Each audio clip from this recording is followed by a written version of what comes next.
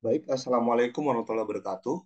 Perkenalkan, saya Norsta Wicaksono dengan NIM 21191010144. Di sini saya akan sedikit menjelaskan materi tentang controller PID dalam pengendalian sistem. Yang pertama, dari analisa respon sistem yang telah kita lakukan, bagaimana respon sistem CT yang kita inginkan? Apakah sesuai dengan input RT? Semisal, contohnya yaitu unit step.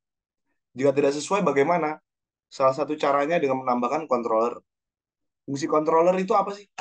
Mengendalikan sistem dengan memanipulasi sinyal error sehingga sistem output sama dengan yang kita inginkan, input. Controller dalam diagram blok. Contohnya seperti ini. Ada input dari error sinyal dan ada input dari controller. Jadi controller output itu membenarkan error yang terjadi dari measurement device atau error detector yang lain. Definisi controller. Controller adalah otak dari sistem yang menerima error atau biasa disebut ET sebagai input, lalu menghasilkan sinyal kontrol UT. UT menyebabkan kontrol variabel atau CT menjadi sama dengan set point RT. Mungkin sebelum kita berlanjut, kita harus mengetahui dulu dasar-dasarnya. Seperti set point.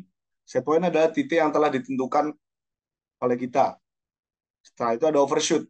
Overshoot adalah kelebihan respon atau sebelum menjadi steady state. Rise time, waktu kenaikan, dari respon untuk mencapai set point atau melebihi set point tadi. Settling time itu adalah waktu sebelum mencapai steady state. Error steady state ini adalah saat di mana titik seimbangnya atau kondisi setimbangnya itu tidak berada pada set point yang telah ditentukan. Mungkin kita bisa berlanjut ke respon sistem.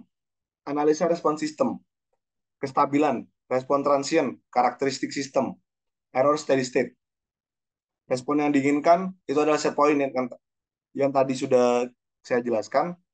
Misal unit step spesifikasi stabil, karakteristik respon transient MP atau respon time 0% sekecil mungkin, TR, TP, TS 0 sekecil mungkin. Error steady state 0. Tidak ada error steady state. Berlanjut ke materi controller proporsional. Persamaan matematisnya adalah UT sama dengan KP dikali ET, di mana KP adalah konstanta proporsional, ET adalah error tadi. Dalam Laplace bisa dituliskan US per ES sama dengan KP. Di diagram blok bisa dilihat error sebagai ES sebagai error atau input dari controller proporsional ini, dan outputnya dihasilkan menjadi US. Controller proporsional ini juga biasa disebut gain atau penguat. Pengaruh pada sistem. Apa sih pengaruh dari controller proporsional ini kepada sistem? Yang pertama, menambah atau mengurangi kestabilan. Dapat memperbaiki respon transient, khususnya rise time, settling time. Mengurangi, bukan menghilangkan error steady state. Untuk menghilangkan error steady state dibutuhkan KP yang besar. Sedangkan KP yang besar itu sendiri akan membuat sistem lebih tidak stabil. Controller proporsional memberi pengaruh langsung sebanding pada error. Semakin besar error, maka semakin besar sinyal kendali yang dihasilkan controller. Mungkin untuk grafiknya bisa dilihat di buku Katsuhiko Ogata tentang teknik kendali. Aplikasi controller proporsional 1. Dari Katsuhiko Ogata halaman 311, plan stabil jika K lebih dari 0 atau K kurang dari 14/9 atau 1,5. Bisa dilihat, ini adalah salah satu contoh, saat K sama dengan 1,2, di ending atau di steady state, itu menjadi stabil. Saat K itu lebih dari 11/9 atau lebih dari 1,5, seperti pada contoh itu 1,6, itu akan berosilasi atau jadinya tidak stabil. Selanjutnya, aplikasi controller proporsional 2.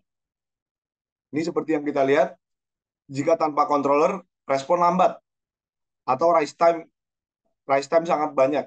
Rise time yang diperlukan banyak atau tinggi. Setelah digunakan controller P, respon menjadi cepat, seperti yang dilihat. Menjadi turun respon time atau rise time. Selanjutnya ada controller integral. Controller integral ini persamaan matematisnya UT sama dengan KI integral 0 sampai T, ET dt, di mana KI merupakan konstanta integral. Dalam Laplace, US per ES sama dengan KI per S, di mana integral sendiri biasa dilambangkan sebagai 1 per S. Diagram bloknya sama seperti controller proporsional tadi, di mana ES sebagai inputan, KI per S sebagai controller integral, US sebagai output dari controller integral ini. Pengaruh pada sistem. Yang pertama, menghilangkan error steady state. Bukan hanya mengurangi, tapi menghilangkan error steady state. Namun respon lebih lambat dibanding dengan controller proporsional tadi. Yang ketiga, dapat menimbulkan ketidakstabilan karena menambah order system. Perubahan sinyal kontrol sebanding dengan perubahan error. Apa maksudnya? Semakin besar error, semakin besar cepat sinyal kontrol bertambah atau berubah. Untuk grafik, melihat di buku Ogata, Katsuhiko Ogata. Aplikasi controller integral. Ini adalah contoh respon sistem tanpa controller. Selanjutnya, ini adalah respon controller P. KP sama dengan 2. Ini dengan controller I. KI. Yang tadi, yang integral. Sama dengan 1. Jika dilihat, ada overshoot di bagian sini. Dan rise time-nya lama. Sedangkan di sini rise time cepat dan tidak ada overshoot. Jika digabungkan akan menjadi controller PI antara proporsional integral. Semisal KP sama dengan 2, KI sama dengan 1. Jika digabungkan akan mengalami rise time yang cepat dan lebih stabil. Tidak ada error steady state. Tepat di set point. Ini adalah pembuktian bahwa penggunaan controller integral menghilangkan error steady state. Langsung saja, error steady state sama dengan limit S mendekati 0, 2S kuadrat plus S per 2S kuadrat plus S plus 1 dikali set per S sama dengan 0. Hal ini membuktikan bahwa penggunaan controller I benar-benar menghilangkan error steady state. Selanjutnya ada controller derivatif. Pengaruh pada sistem memberikan efek redaman pada sistem yang berosilasi, sehingga bisa memperbesar pemberian nilai KP. Yang kedua, memperbaiki respon transient karena memberikan aksi saat ada perubahan error. Controller derivatif hanya berubah saat ada perubahan error, sehingga saat ada error statis, controller derivatif tidak bisa bereaksi. Sehingga dia tidak boleh digunakan sendiri. Maksudnya, harus digabungkan dengan controller proporsional. Besarnya sinyal kontrol sebanding dengan perubahan error, delta E. Maksudnya semakin cepat error berubah, semakin besar aksi kontrol yang ditimbulkan. Untuk grafik bisa dilihat di buku Katsuhiko Ogata. Bisa dilihat dengan controller P saja, respon berosilasi. Namun jika digabungkan dengan controller D atau derivatif, PD, KP sama dengan 1 dengan konstanta derivatif sama dengan 3, itu tidak berosilasi. Namun menghilang osilasinya. Efek redaman diberi redaman oleh derivatif itu tadi.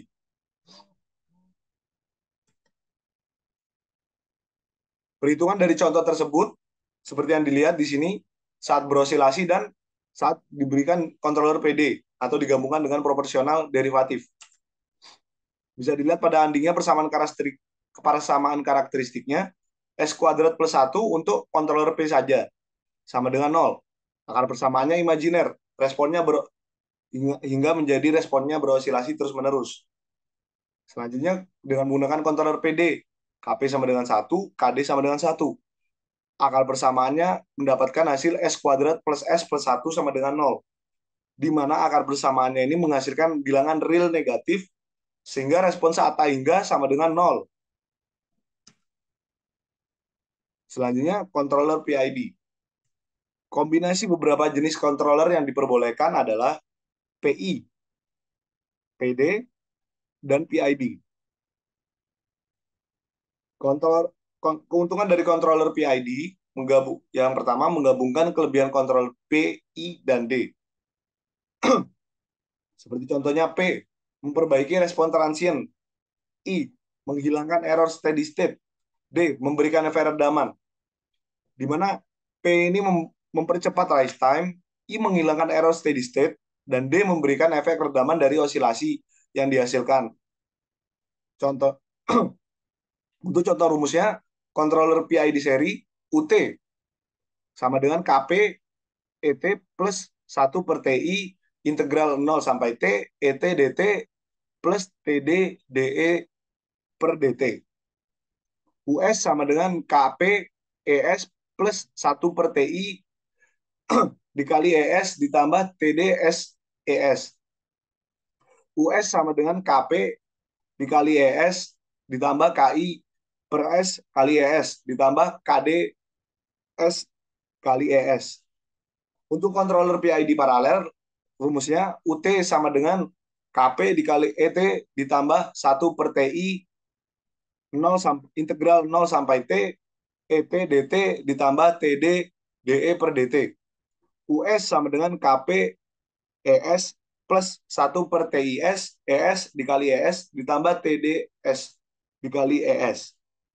US sama dengan KP dikali ES ditambah KI per S dikali ES ditambah KD dikali S kali ES. Mungkin banyak pendekatan yang bisa dilakukan dengan rumus-rumus tadi. Mulai dari dengan integral atau dengan menggunakan pendekatan yang lain. Ini adalah contoh controller PID praktis yang sudah berbentuk rangkaian. Ini adalah contoh dari PID, dari controller PI dan D, di mana ini adalah input atau error yang terjadi, error pembaca error, setelah itu masuk ke dalam proportional controller, integrator, diferensiator tadi. Dan hasilnya menjadi summary di summer atau summary atau outputannya. Selanjutnya tuning controller PID.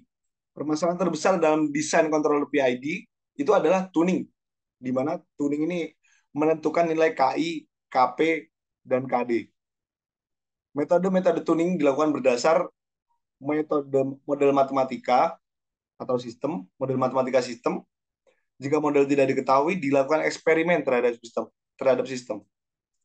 Cara tuning controller PID yang paling populer biasanya adalah yang pertama Ziegler-Nichols metode 1 dan 2. Yang kedua metode metode tuning Ziegler-Nichols dilakukan dengan eksperimen dengan asumsi model belum diketahui. Metode ini bertujuan untuk pencapaian maksimum overshoot MO sama dengan 25% terhadap masukan step. Metode tuning Ziegler-Nichols 1 dilakukan berdasar eksperimen dengan memberikan input step pada sistem dan mengamati hasilnya. Yang kedua, sistem harus mempunyai step respons terhadap step berbentuk kurva S. Dengan syarat sistem tidak mempunyai integrator 1 per S, sistem tidak mempunyai pasangan pol kompleks dominan. Misal J dan min J, 2J dan min 2J. Muncul dari persamaan karakteristik S kuadrat plus 1, S kuadrat plus 4, di mana yang hasilnya tadi adalah imajiner dengan respon sistem berosilasi. Ini adalah contoh dari metode tuning Ziegler-Nichols. Metode tuning Ziegler-Nichols 1, prosedur praktis. Yang pertama, berikan input step pada sistem. Yang kedua, dapatkan kurva respons berbentuk S. Yang ketiga, tentukan nilai L dan T. Yang keempat, masukkan ke tabel berikut untuk mendapatkan nilai KP, TI, dan TD. Tipe alat kontrol, di dalam tabel ini ada tipe alat kontrol, KP, TI, dan TD. P menunjukkan kontroler proporsional, PI menunjukkan kontroler proporsional integratif, PID menunjukkan kontroler proporsional integratif derivatif. Yang selanjutnya ada metode tuning Ziegler-Nichols 2. Metode ini berguna untuk sistem yang mungkin punya step response berosilasi terus-menerus dengan teratur. Dengan syarat sistem dengan integrator 1/S. Metode dilakukan dengan eksperimen metode dilakukan dengan eksperimen dengan memberikan kontroler P pada suatu sistem closed loop dengan plan terpasang. Lalu nilai KP ditambahkan sampai sistem berosilasi terus-menerus dengan teratur. Nilai KP, nilai KP saat itu disebut penguatan kritis atau KCR. Periode saat itu disebut periode kritis atau PCR. Ini adalah grafik atau gambar dari metode tuning Ziegler-Nichols 2. Untuk prosedur praktis dari metode tuning Ziegler-Nichols 2, yang pertama, buat suatu sistem loop tertutup dengan controller P dan plan di dalamnya. Yang kedua, tambahkan nilai KP sampai sistem berosilasi berkesinambungan. Yang ketiga, dapatkan responnya. Tentukan nilai KCR dan PCR. Yang keempat, tentukan nilai KP, TI, dan TD berdasar tabel berikut. Tipe alat kontrol dalam tabelnya berisi tipe alat kontrol sama P, PI, PID dengan konstanta KP, TI, dan TD. Di mana KCR itu tadi adalah konstanta kritis dan PCR adalah periode kritis. KCR penguatan kritis. Mungkin sekian materi PID dari saya.